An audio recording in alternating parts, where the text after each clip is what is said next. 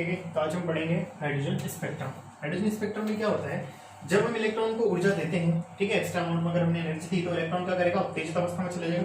मान लो पहली कक्षा का इलेक्ट्रॉन था, हमने उसको क्या कर दी, ऊर्जा दी, इतनी ऊर्जा दे दी कि वो क्या में चले जाए, चौथी कक्षा में चले गया। चौथी कक्षा में वो इलेक्ट्रॉन क्या होगा, स्थायी नहीं हो पाएगा, तो इलेक्ट्रॉन क्या करेगा, वापिस अपनी ग्राउंड स्टेट में आ जाएगा। चौथी कक्षा का वापस आएगा पहली कक्षा में। जब भी इलेक्ट्रॉन चौथी कक्षा से पहली कक्षा में आएगा तो वो एक लाइन को रिलीज करेगा जिसकी कुछ ना कुछ तरंगदैर्घ्य होगी।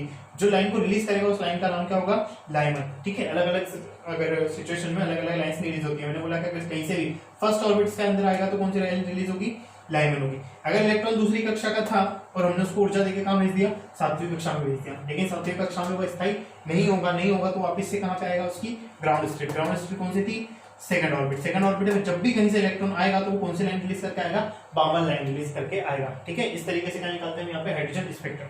तो इलेक्ट्रॉन अगर कहीं से भी फर्स्ट क्लास कक्षा में आता है या पहली कक्षा में आता है तब कौन सी लाइन रिलीज होती है, लाइमन। ठीक है, लाइमन में कहां से आ सकता है इलेक्ट्रॉन, दूसरी से पहले में आ सकता है, तीसरी से आ सकता है, चौथी से आ सकता है, पांचवी से आ सकता है, छठी से आ सकता है, सातवीं से आ सकता है और कहीं इंफिनिटी से, कहीं बाहर का आ सकता है। ठीक है, इस तरीके से जब भी होगा तो कौन सी लाइन रिलीज होगी, लाइमन। अगर कहीं से भी इलेक्ट्रॉन दूसरी कक्षा में आता है तब कौन सी लाइन रिलीज होगी, बामर। कहीं से भी अगर थर्ड में आता है तो पार्शन, अगर कहीं से भी फोर्थ में आता है तो ब्रैकेट, फिफ्थ में आता है तो पीफन और सिक्स्थ में आता है तो हम्फ्रे। ठीक है, इस तरीके से क्या होगी, अलग अलग लाइंस रिलीज होगी जो हमको बताना है। अगर हम लाइमन की बात करें तो कितनी लाइंस होती है लाइमन में, 2 4 6 और 1 7। बामर में कितनी हो जाएगी, 2 4 और 2 6। पार्शन में कितनी हो जाएगी, 2 4 और 1 5। ब्रैकेट में कितनी हो जाएगी, 2 और 2 4। पीफन में कितनी हो जाएगी, 3। और हम्फ्रे में कितनी लाइंस आती है, 2 लाइंस आती है। ठीक है, नोट करो इसको, फिर इनके बारे में और प्रॉपर्टीज को हम देखते हैं।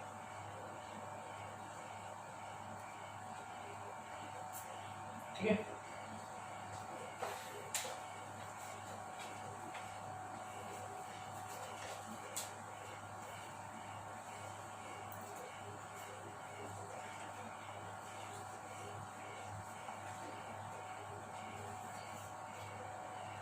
देखते हैं कौन सी लाइन है हमारे पास में, लाइमन, दूसरी होती है बामर, थोड़ी सी ऊपर एक स्टेप की जगह रखते हैं।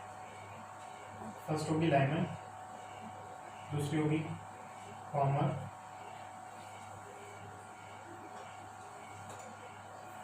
फिर पर्शियन,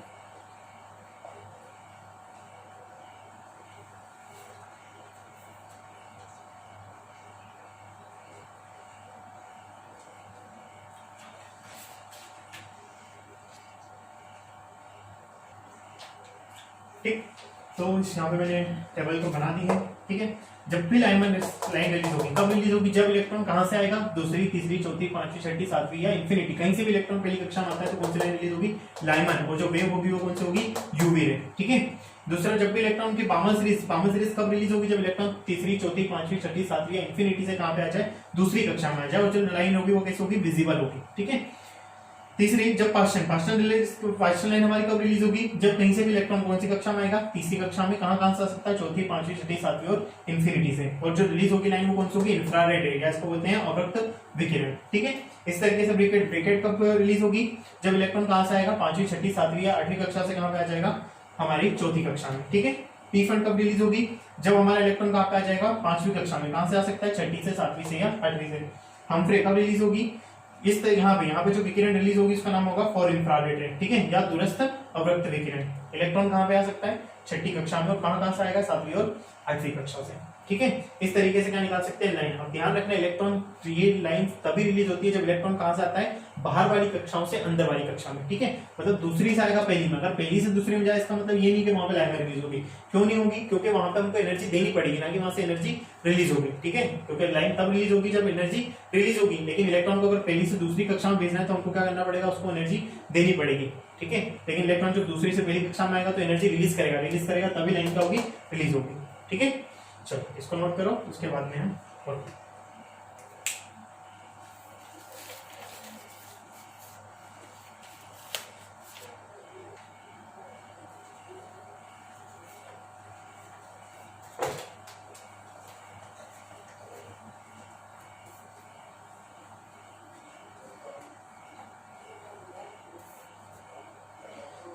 चलो, अब देखो, जब भी एनर्जी रिलीज होगी तब उस एनर्जी की कुछ ना कुछ वेवलेंथ होगी, तो वो जो वेवलेंथ होती है उसको हम निकालते हैं यहाँ पे। ठीक है, उसका जो फार्मूला आता है वो होता है 1/λ is equal to R Z square 1 में n1 का स्क्वायर माइनस 1 में n2 का स्क्वायर।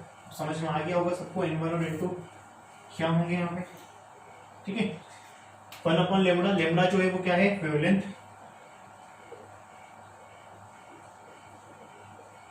ठीक है, आर जो है उसकी वैल्यू होगी 1/912 एंगस्ट्रॉम। ठीक है, और जेड जो होगा वो सबको पता है क्या होता है, एटॉमिक नंबर। इस फॉर्मूले से हमको बोला कि इलेक्ट्रॉन जो है वो 5वीं कक्षा से 3री कक्षा में आता है और हाइड्रोजन का परमाणु है, तब बताओ कितनी जो लाइन रिलीज होगी उसकी तरंगदैर्घ्य कितनी होगी। ठीक है, इसको क्या बोलेंगे, वेवलेंथ को तरंगदैर्घ्य।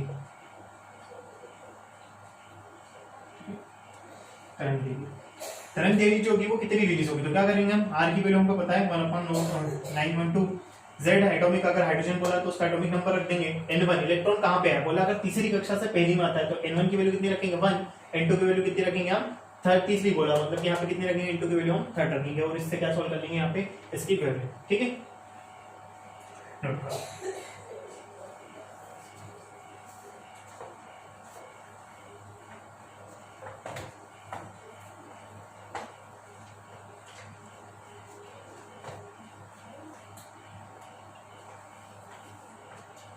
चलो, इसी तरीके से एनर्जी भी होती है। अगर इलेक्ट्रॉन कोई भारी कक्षा से अंदर वाली कक्षाओं में चक्कर लगाएगा या आएगा तब क्या होगा, एनर्जी रिलीज करेगा। जब एनर्जी रिलीज करेगा तो एनर्जी कितनी होगी, सिंपल में हम निकाल सकते हैं। क्या था हमारे पास में फार्मूला एनर्जी का, E इक्वल टू 13.6 इंटू में जेड स्क्वायर अपॉन में एन स्क्वायर, यही था।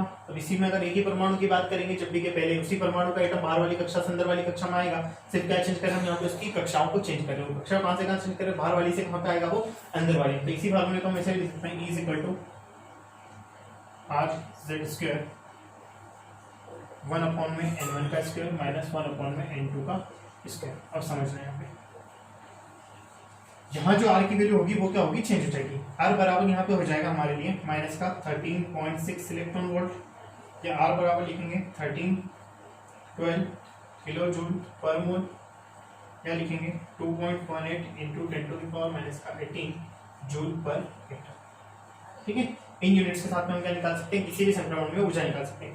हम चाहे तो नॉर्मली भी निकाल सकते हैं। उस फार्मूले से जो सी कक्षा की ऊर्जा पूछी है, मान लो इलेक्ट्रॉन 3री कक्षा से पहली कक्षा में, 3री कक्षा की ऊर्जा निकालो, पहली कक्षा की ऊर्जा निकालो और दोनों को माइनस कर दो, तो हमें क्या पता लग जाएगी कि कितनी ऊर्जा या एनर्जी रिलीज होती है। ठीक है,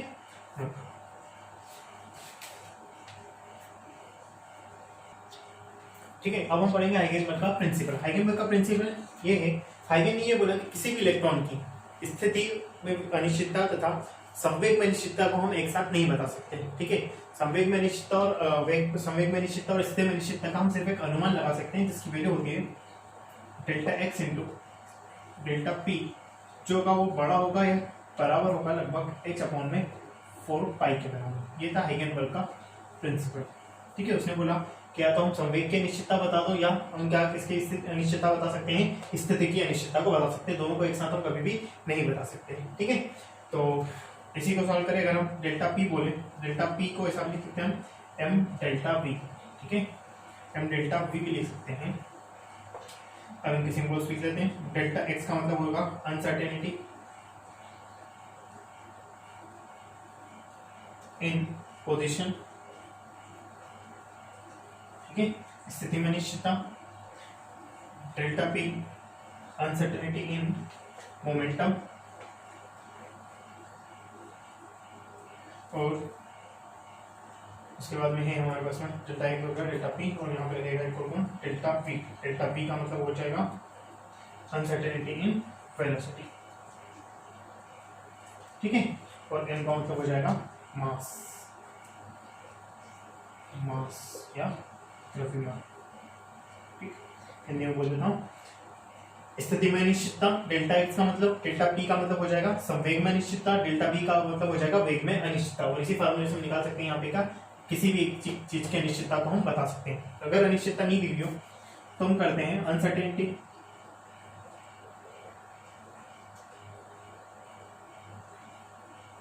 इज इक्वल टू वैल्यू या गिवन वैल्यू, जिसकी भी अनसर्टेनिटी निकाल रहे हैं हम, या तो हम मोमेंटम की निकालेंगे, पोजीशन की निकालेंगे, वेलोसिटी निकालेंगे। तो उस वेलोसिटी की वैल्यू की होगी, मोमेंटम की दी होगी, या पोजीशन की वैल्यू की भी। तो क्या करेंगे हम, गिवन वैल्यू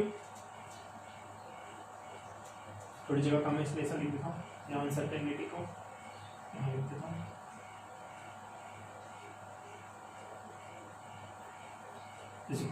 क्या लिखेंगे, गिवन वैल्यू